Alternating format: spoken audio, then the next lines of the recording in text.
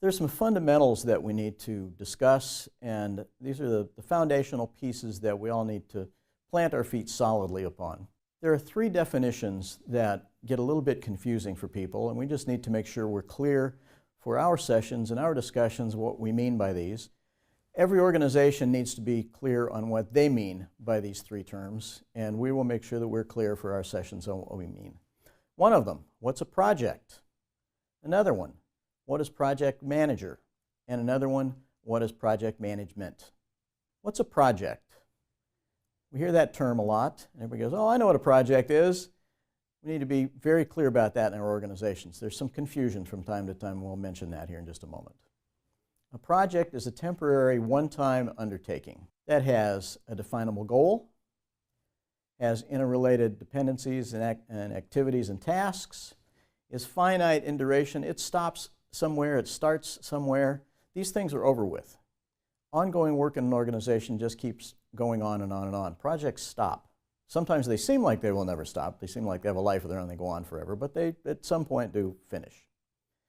To some degree, they're going to be unique. In your organization, you may do a project this week that was similar to one that you did 6 months ago. It's not the same project. There are some different stakeholders, there are some different requirements. Something makes each one of these projects at least a little bit unique, even though quite often we'll find that we do similar projects in the organization. And these things operate under some constraints. So we'll be talking about what the constraints are for a project and how we work with those. Projects and ongoing work processes. Let's just talk for a moment about those. Ongoing work processes are the things that in the organization that get repeated day in and day out. They get repeated over and over. So we may have a billing process. We're going to send out bills to everyone, like your utility company. They send a bill out to you periodically, usually every month.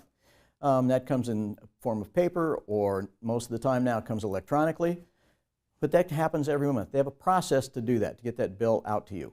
You pay that bill. They also have a process to receive payments, and that's either an electronic process or a paper process. That just gets repeated over and over and over again. They also have some processes to provide you with electricity. They provide you with power somehow. There are processes to do that. So when you turn on your light switch, the lights turn on, you have power. So there are ongoing processes that we all have in all of our organizations. That's not the world of project management. That typically is the world of process improvement.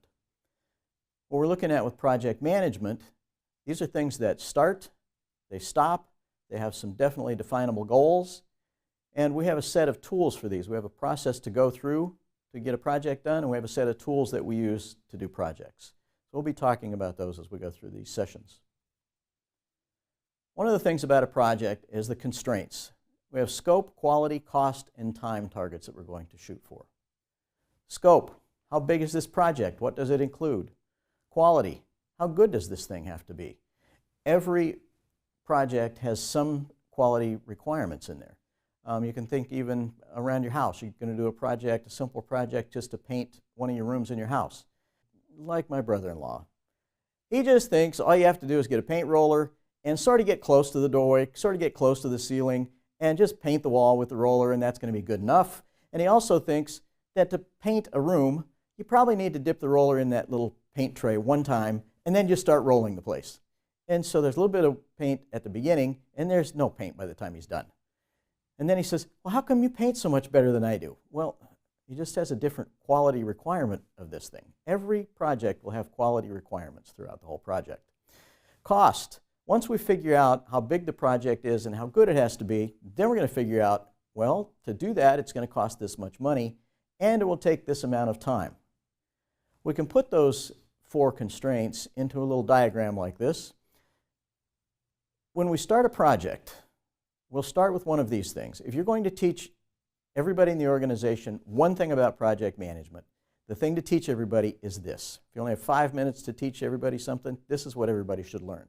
This is what you need in your head. It's what your customers need in their head, all your stakeholders, your team, your sponsor, the executives in the organization. Everybody needs to understand this piece. What this says is that up front, before a project starts, we say that to do this project at this quality level, it will take this amount of time and cost this much money. Projects simply have tasks that have to be done. People have to do those tasks. people have to take the time to do those tasks, and we have to pay people to do those tasks, and we have to buy the materials and the supplies to do those tasks. Sometimes projects are set up so that the scope, quality, cost, and time aren't going to work. No matter what, a lot of people don't like to believe this, projects have to obey the laws of the physical universe. Project managers don't have a magic wand to wave and say, oh, we can just do magic here.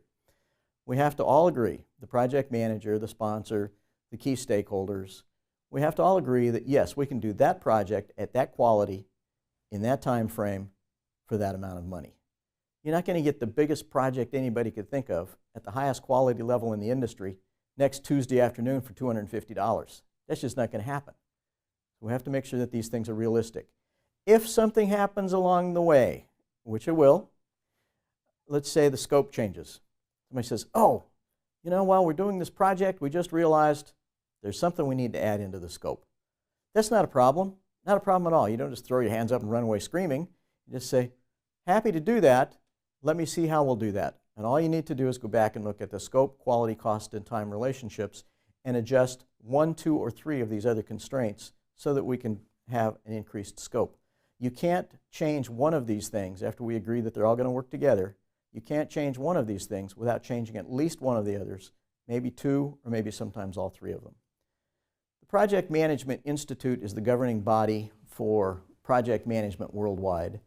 And they have, in their new publication called the Project Management Body of Knowledge, in their latest edition, they've said that instead of scope, quality, cost, and time, we're going to add 2 more, risk and resources, and the diagram now looks like this.